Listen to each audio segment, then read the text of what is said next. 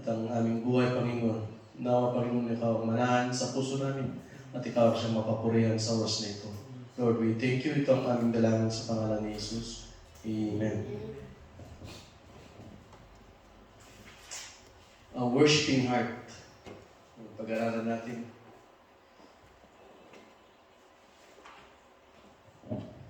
A worshiping heart. Sabi na dito, what is worship? Worship is a character of life committed to God. Pagpupuri, ito ay isang katangian ng isang mananampalataya, no, na nakakommit sa Panginoon.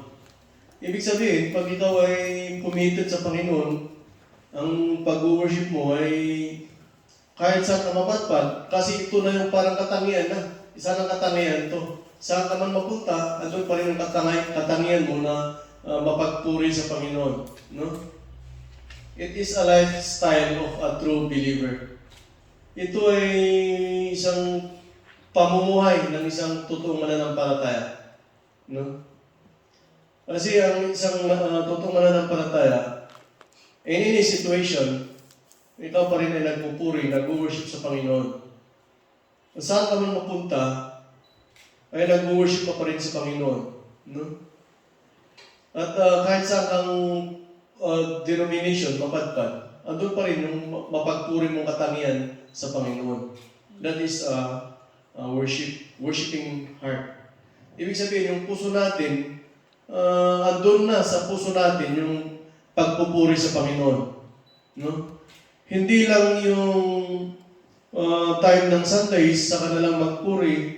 Hindi lang yung nasa okay na yung kalagayan kung saka na lang mag-worship sa Panginoon, kundi sa lahat ng oras ng buhay natin, habang tayo ay may hininga, tayo ay nag-worship sa Panginoon. Amen? It is a lifestyle. And ano po ba yung heart of worship niya? Sabi niya dito, our heart, delighting in Jesus and expressing praise to Him for the true things the Scriptures teach us about who God is and what He accomplished for us. No? Kung bakit tayo nag-worship sa Panginoon, dahil po kasi sa nagawa ng Panginoon sa ating buhay. No?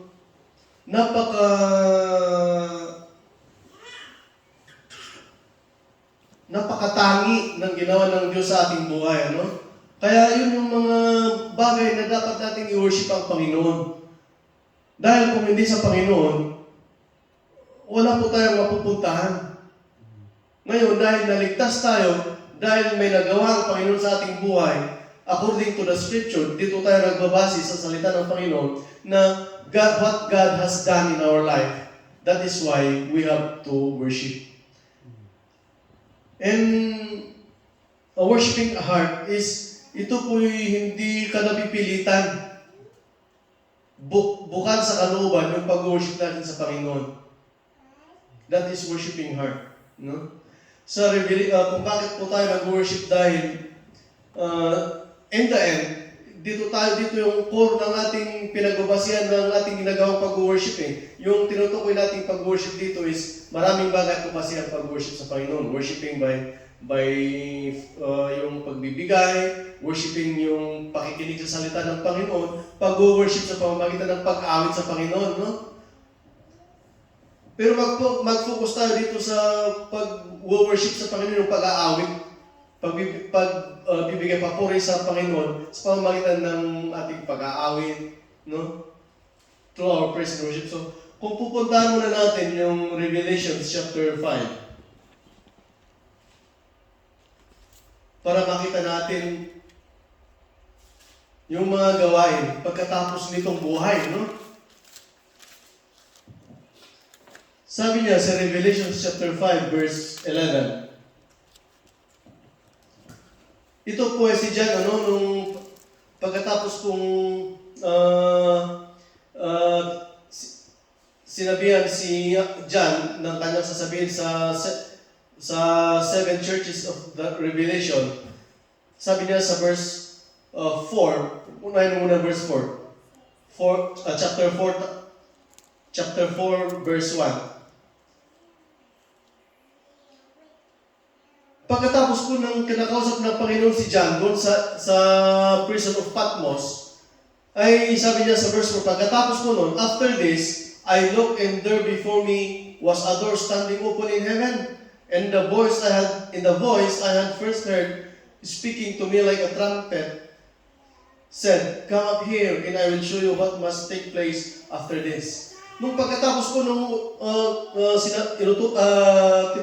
inutusan ng Panginoon si John sa Patmos na sabihin sa mga churches of Revelation, sabi na pagkatapos noon, biglang nasa langit na siya, standing open in heaven, there was a door. Ibig sabihin, parang na-rapture na siya. Ngayon, dito na nakita yung pinakita ng Diyos kay John, yung mangyayari sa kahuli-huli ang araw, no? So, punta natin yung chapter 5. Yung inaisa sa ginagawa nila, yung chapter 5, verse 11. Sabi niya, "Then I looked and heard the voice of many angels, numbering thousands upon thousands, and 10,000 times 10,000. They encircled the throne in the living creature in the elders." Verse 12.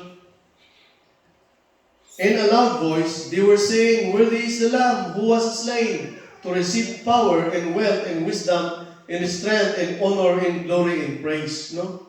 Sabi niya, nung dinala si John sa langit, nakita niya, sabi niya, dinailong at napakinggan niya ang maraming anghel. Numbering 1,000 and 1,000. 10,000, marami sila doon, mga anghel na. At sabi niya dito sa verse 12, in a loud voice, sumisigaw sila ng sumisigaw sila, nag-worship sa Panginoon. Sabi niya, "Worthy is the Lamb who was slain to receive power and wealth and wisdom and strength and honor and glory and praise." No? Nag-worship sila, wala silang ginagawa, kundi nag-worship lamang. At punta natin doon sa verse 13. "Then I heard every creature in heaven and on earth and under the earth and on the sea, no? And all that is in them, saying, to him who sits on the throne, to the Lamb be praise and honor and glory and power forever and ever." No? Nung nakita ni John, maraming anghel, at nakita din niya, napakinggan din niya sa heaven and on earth, down sa baba, and under the earth, siguro yung mga patay na rin yung sa ilalim pa, na nag-worship sa Panginoon. Ibig sabihin, worship is our duty, yun lang yung ginagawa natin pagkatapos ng buhay na ito. Wala nang ibang gagawin. Hindi ka na maghirap na magtatrabaho pa. Hindi mo na alalahanin yung mga kasama mo.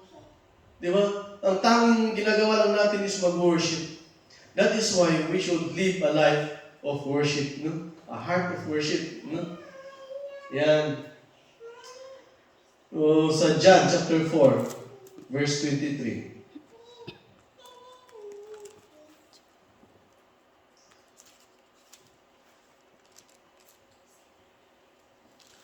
Ito naman, sabi ng Panginoong Jesus, "Yet a time is coming and has now come when the true worshipers will worship the Father in spirit and in truth, for they are the kind of worshipers the Father seeks." Ito na. Sa buhay natin ngayon, kasi alam na natin alam na natin yung mangyayari sa kauli-uli ang araw, mag-worship na lang. Ngayon, habang andito pa tayo, we should worship in spirit and in truth. Amen. Sabi niya, true worshipers will worship the Father in spirit and in truth. Ang totoong mananampalataya is they will worship the Father in spirit and in truth. Paano ba yun? Yung maging totoo tayo sa pag-worship natin. Sometimes nag-worship tayo para lang matapos yung part ng praise and worship. Makikita natin mamaya yung examples ng mga nag-worship in spirit and in truth. At sabi niya, ang mga true worshipers na ito na nag-worship ng spirit and in truth, sabi niya, they are the kind of worshipers the Father seeks. No? Yung ang mga nag-worship na ito, na totoong nag-worship sa Panginoon, in spirit and in truth, ay sila yung hinahanap ng Panginoon. Yung let us imagine, the situation na sinasabi ng Panginoon sa'yo, thank you, anak. You're worshiping me in spirit and in truth. Nabi-please, no? Ang Panginoon sa pag-worship natin. No? Kaya, in time of praise and worship, lisanin mo natin yung mga problema natin para totoo yung pagsamba natin sa Panginoon. Minsan, hindi natin wala yung problema natin. Nagiging emotional na tayo. Kaya ang pag-iyak natin sa Panginoon, yung emotion para natin sa problema natin. No? Pero if you set aside the problem and you're really crying for God in praise and worship, yan ang totoong praise and worship. No? Amen? Amen. Nasusundan niyo yung nasa gusto kong iparagam. Yung pag-worship na yung bang naiiyak ka talaga sa pagpapasalamat sa Panginoon. Lalo-lalo ito nangyari ito sa mga sa mga yung galing ka talaga sa mga buhay na makamundong buhay, tapos nalaman mo na binago ka ng Panginoon. Tapos pag praise and worship na, maano na yung puso mo sa Panginoon, na alam mo na, salamat at nabigyan ako ng pagkakataon, mga ganyan, di ba? Amen. Amen. So how do we worship in spirit and in truth? Sa Psalms chapter 103, verse 1. Ito si David, sabi ni David, praise the Lord, O my soul, all my inmost being, praise His holy name. No? All my soul, lahat ng kaluluwa ko, all my inmost being sa loob-looban ko, praise the Lord. No?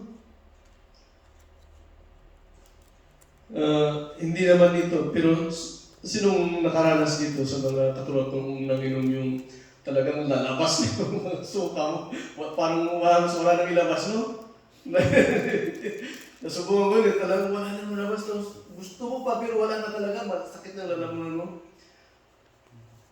Ganun kaya sa Espiritu, sa kaloob-looban mo yung mag-worship ka sa Panginoon, halos wala nang matitira sa loob mo. Yun yung sinasabi ni David, oh, praise the Lord, oh my soul, all my inmost being. Kung sana hangin na lang ang laman ng aking katawan at may labas ko lahat, na parang yung katulad ng balon na pag lumabas na lahat yung hangin sa loob, wala na, manipis na. Kung parang ito yung sinasabi ni David na, oh, praise the Lord, all my soul, my inmost being, praise His holy name. That is how we worship God in spirit and in truth. Amen. Amen. Ganon din po yung sinabi niya sa chapter 146, verse 1. Psalms 146, verse 1. Yun pa rin yung sinasabi ni David. Si David talaga walang tigil sa pagpupuri sa Panginoon. Sabi niya, praise the Lord, my soul. Yung hindi ka ba magsasawa na magsasabi sa kabutihan ng Panginoon? Next verse. I will praise the Lord all my life. Hindi lang pala inmost being, sabi niya, all my life, habang may buhay pa ako, I will sing praise to my God as long as I live. That is why, sabi ko kanina, worship is a lifetime. Until we breath our last breath. Amen? Amen. I will sing praise to my God as long as I live. Yung sa unang mag-asawa, ano yan parang ang commitment nyo hanggang sa kamatayan. Pero pag may nagkaanak na kayo, yan yung parang wala napansin na minsan. Sagutan, parang sige na, bahala ka sa buwan mo. No? Kunting nagkasagutan lang sa kunting bagay, isang salita lamang. Ganun ka agad. Di ba? Kaya wala sa lifetime yan. Ang nasa lifetime yung sa Panginoon. No? Kasi ang Panginoon, kahit nagtampo ka sa Panginoon dahil parang hindi nasagot yung panalangin natin, medyo umiiwas ka, ang Panginoon pa rin ang mahabol sa atin. That is God. God is so very kind and loving. How about sa asawa? Loving pag nasa maganda ng condition natin, no?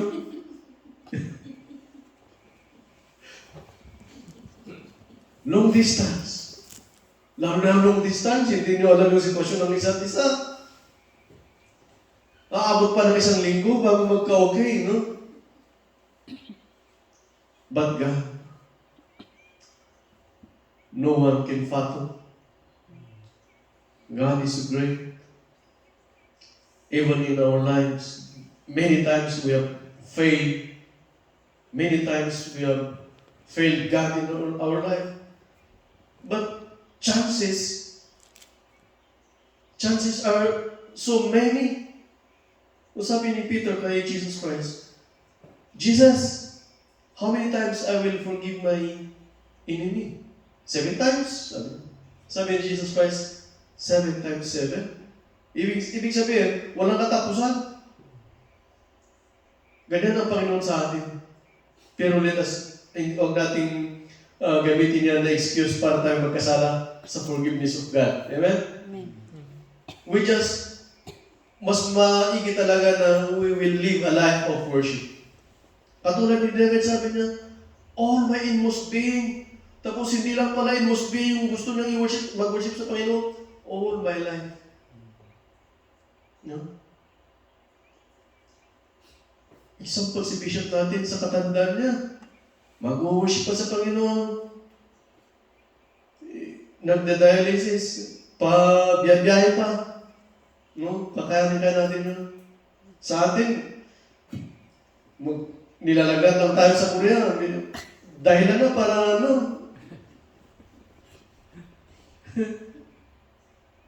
Ayaw lang natin sa, nakita niyo yun sa Facebook, ayaw lang natin sa nasabi ng pastor. Naging dahilan na para hindi na tayo mag-worship sa Panginoon.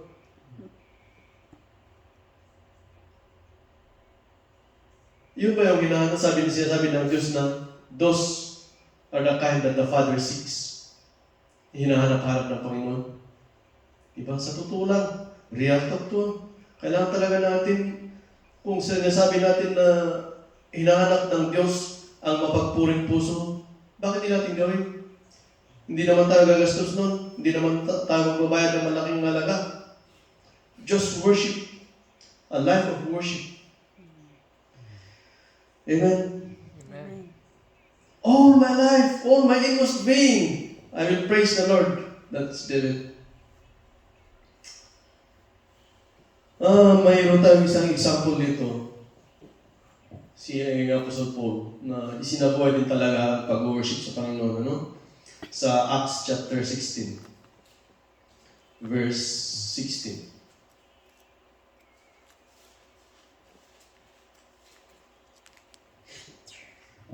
Once, we were going to the place of prayer. We were met by a female slave who had a spirit by which she predicted the future. She earned a great deal of money for her honors by fortune telling.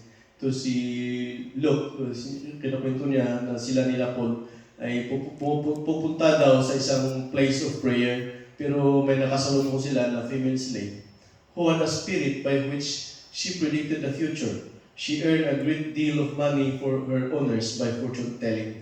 Sa ibang translation yata, evil spirit sabi niya doon eh. Next verse. She followed Paul and the rest of us, shouting, "These men are servants of the Most High God, who are telling you the way to be saved." Sumisigaw yung isang dalagita na yun. Sabi niya, "These men are servants of the Most High, who are telling you the way to be saved." Ano yun evil spirit yung nasa dalagita na yun. Next verse. She kept this up for many days. Finally, Paul became so annoyed that he turned around and said to the spirit, yung sinabihan yung dalagita, "In the name of Jesus Christ, I command you to come out of her. At that moment, the Spirit left her. No? So, talagang Spirit-filled si Apostle Paul. Kaya nung nirebuke na itong dalagita, nawala agad yung evil spirit. Next verse. When her owners realized that their hope of making money was gone, they seized Paul and Silas and dragged them into the marketplace to face the authorities. Ano? Sabi niya, nung na-realize ng mga may nagmamayari pala doon sa dalagitan na nagpropropesya na yun, that their hope of making money was gone, hinuli nila si Paul at si Silas and they dragged them into the marketplace to face the authorities. Next verse. And they brought them before the magistrates and said, "These men are Jews and are throwing our city into an uproar." Sinisira na ngayon. Nag-false testify sila. Sinisira sila Paul sa harap ng mga maestrado. Next verse. By advocating customs unlawful for us Romans to accept or practice. Next verse. The crowd joined in the attack against Paul and Silas, and the magistrates ordered them to be stripped and beaten with rods. Yun na. Di-attack Paul at binugbog. Sige, ituloy mo. After they had been severely flogged, they were thrown into prison, and the jailer was commanded to guard them carefully. Hindi lang binugbog, hindi lang sinaktan, tinapot pa sa bilangguan, hindi sila nakontento. Binilanggo pa, in next verse, when he received these orders, he put them in the inner cell and fastened their feet in the stocks. Nakita niyo? Binugbog na, sinaktan-saktan na, tapos itinapon sa bilangguan. Pagkatapos yan, hindi lang sa bilangguan lamang, sa pinakaloob. Sa bilangguan, may para sa mga talagang heinous crime siguro, no? Bartolina. Yung halos siguro may butas lang doon na para makasilip pa kung ano sa labas. Walang bintana, no? So ibig sabihin mas pa yung parang itinuring sila na kriminal. Kasi doon pa nilagay pa sa inner seal. At hindi pa yung fasten their feet in the stocks. Pati yung pa tinalian na. Gasod na. Next verse. About midnight, Paul and Silas were praying and singing hymns to God, and the other prisoners were listening to them. Nag-praise and worship pa. In spite of that situation, nag-worship pa sila midnight pa. No? And the prisoners were listening to them. Next verse. Suddenly, there was such a violent earthquake that the foundations of the prison were shaken. At once, all the prison doors were flew open and everyone's chains came loose. Alright. Sige pa. Next verse. The jailer woke up, and when he saw the prison doors open, he drew his sword and was about to kill himself because he thought the prisoners had escaped. No. Balikan natin. Yung mga natutunan natin dito. Unang-una, sa verse 16, nasabi niya doon sa verse 16, pakibalik ka doon.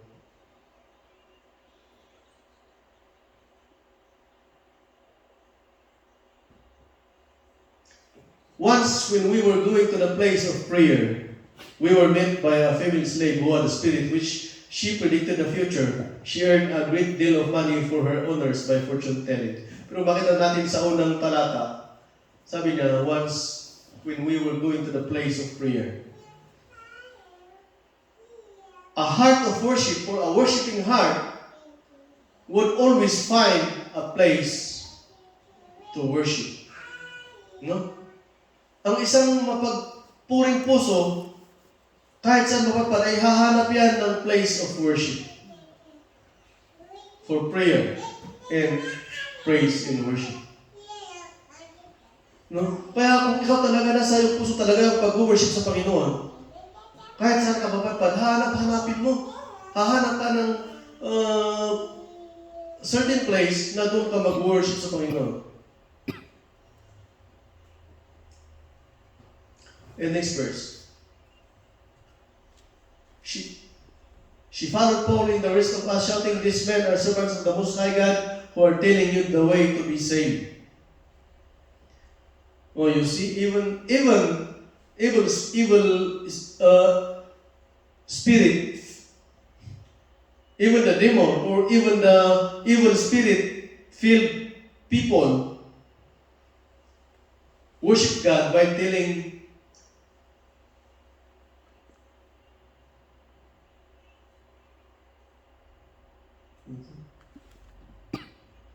even evil spirit-filled people are telling the good news, the goodness of God.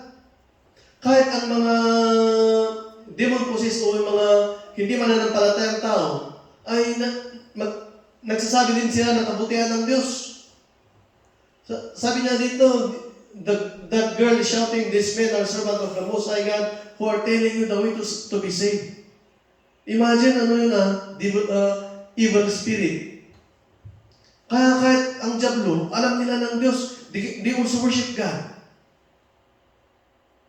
They also tell the goodness of God.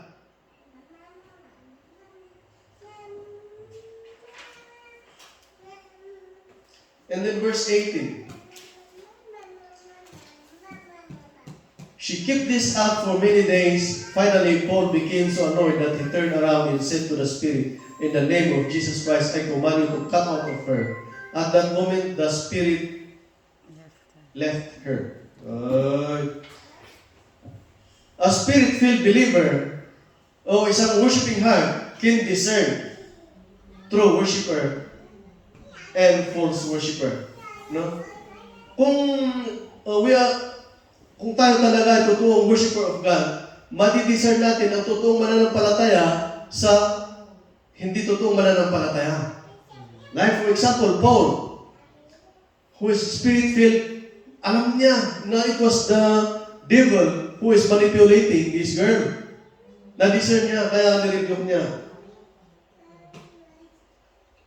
No? Yan ang isa. And then, verse 19. A worshiper will experience persecution.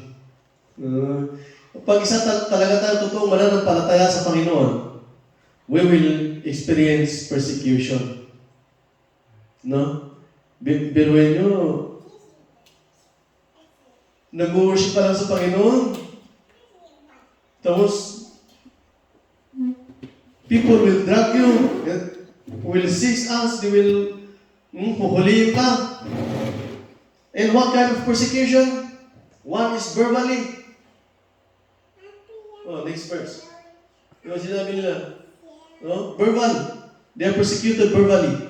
Sabi ng mga tao sa kanila, "These men are Jews and are throwing city into uproar." Hindi naman sila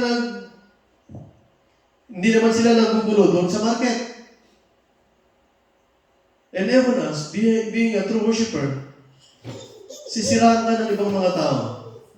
You will be persecuted verbally. Kahit yung mga Koreano din eh. Amen, gano'n sila pag Sunday. No? Yung iba, sasabihin pa sa'yo, pasimba-simba ka. Hindi naman nababago ang buhay. No? Ano pa sasabihin ng mga iba sa atin? Kunwari lang yan, no? Worshipper will experience persecution verbally and physically. Oh, physical persecuted ng mga worshipers. Katulad nila Paul dito, talagang kita mo talaga na sinasaktan.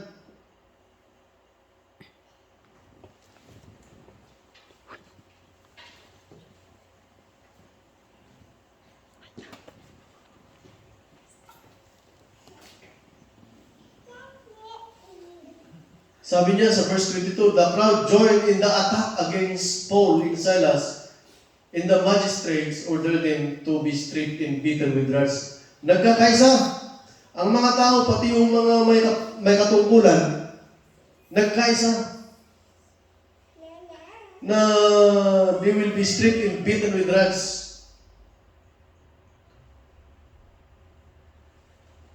Kahit sa buhay natin bilang isang mananampalataya, pagkakaisa na rin ng mga tao, no?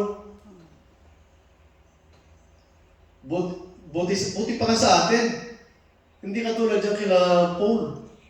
Sa atin, hindi gaano. Wala pa tayong sandali, tingnan ko doon sa Hebrews. Anong sabi niya sa Hebrews? Hindi pa tayo... Tawag doon? 11.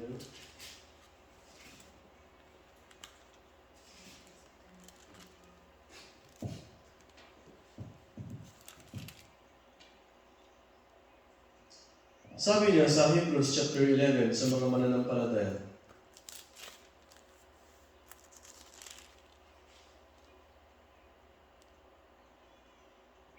sa verse 36 to 39. Sabi niya, some faced jails and flogging and even chains and imprisonment. They were put to death by stoning. They were sold into, nilagari ng, they were killed by the sword. They went about in sheepskins and goatskins, destitute, persecuted, and mistreated. The world was not worthy of them. Ano sabi niya? Parang wala silang puwang sa mundo. They wandered in deserts, in mountains, living in caves, and in holes in the ground. Dahil sa talagang sila ay papatay, tumatakbo na lang sila sa mga bundok, sa mga kuiba. Doon na lang sila manirahan. Dahil sila ay papatayin. Ano pa sabi niya? They are living in caves and holes in the ground. These were all commended for their faith, yet none of them received what had promised. No? Sabi na dito sa 39, these were all commended for their faith. Parang ito na talagang Ilocano dito, tinakapagtuloy, ipamati na mapatay na, makakaasi na, nga natay na pa'y, nga di na pa'y naawat, na namatay na sila na hindi pa nila natatanggap yung promise ng Diyos sa kanila. And how us what we are doing, bilang isang mananampalataya. Meron pa dito ay, hindi ko maano yung verse sa chapter 12, verse 4. In your struggle against sin, you have not yet resisted to the point of shedding your blood. Sa ating pananampalataya, hindi pa daw nakarating doon sa talagang kahit dugo natin ay masasakripisyo.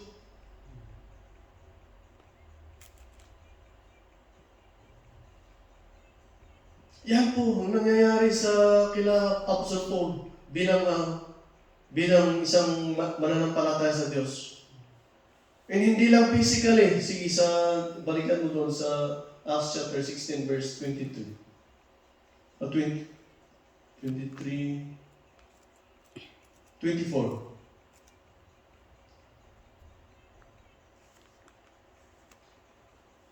Emotionally. Yung nangyari sa kanila, na yun, they are also persecuted emotionally. Biruin mo yung tama na sana yung binugbog eh. Tama na sana yung nilagay sa prison eh. Yung itatapon ka pa sa loob mismo ng inner cell. It is emotion. Na ano na yung emotion nila? Emotionally persecuted. Just because of worshiping God.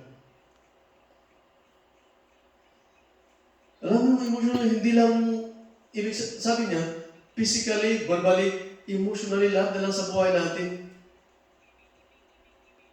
Na mag-persecute na, yung wala na, ano na yung pag-worship mo sa Panginoon? Di ba, wala nang natitira. And yet, Apostle Paul and Silas have the guts to praise and worship.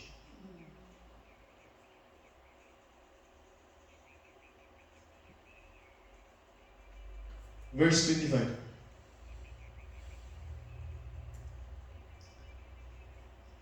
After that, about midnight, Paul and Silas were praying and singing hymns to God. True worshipers will worship in any situation.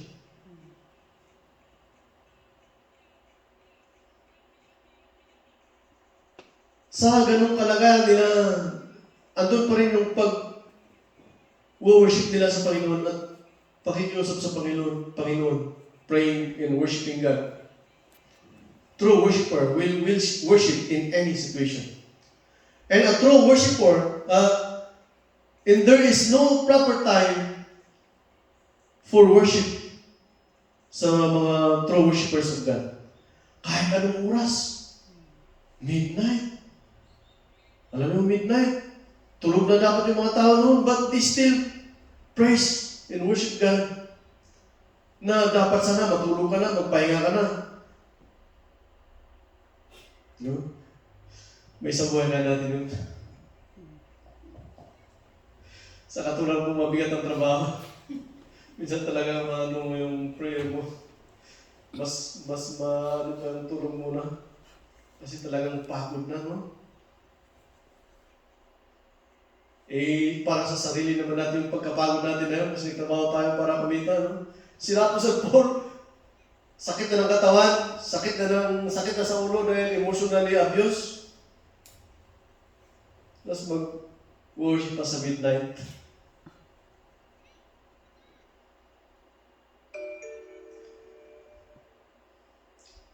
And about midnight, Paul and Silas were praying and singing hymns to God, and the other prisoners were listening to them. May mga kasama pala silang bilanggo doon. At sabi niya dito, a spirit-filled worship can get the attention of others, even unbelievers. That is why, ini-encourage ko kayo na kahit ilan lang tayo, patuloy lang tayo mag-worship. Amen. Because may mga nakikinig. Amen. May nakikinig. It will get their attention. Sabi ko sa iyo, God, nangyari sa pusan dati, may mga time pa na, sabi ni Pastor Conrad, mag-ano na lang tayo, prayer na lang tayo kasi Sunday. Siyempre, isang nag-visit sa akin, bro, Sunday na lang, magkikita ulit tayo sa church. Siyempre, inisip niya, sino kayo mga makakaano ko doon? Ang alam talaga na, ako lang.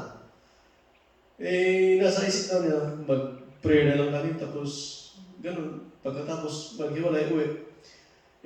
Ang Panginoon naman, siguro, binibigyan ako ng mag-aya ng kasama. Meron din naman kahit isa, at least 3 kami. Opening prayer, message, closing prayer. For how many months pa yun ako sa abot ng 1 taon bago kami nadagdagan. That is why let us continue to worship God and ang mga kapitbahay natin, makikinig yan, they will come soon. No? God will touch their heart. No? Dagdagan lang natin ng panalangin, baka kulang pala tayo sa panalangin sa kanila. Amen?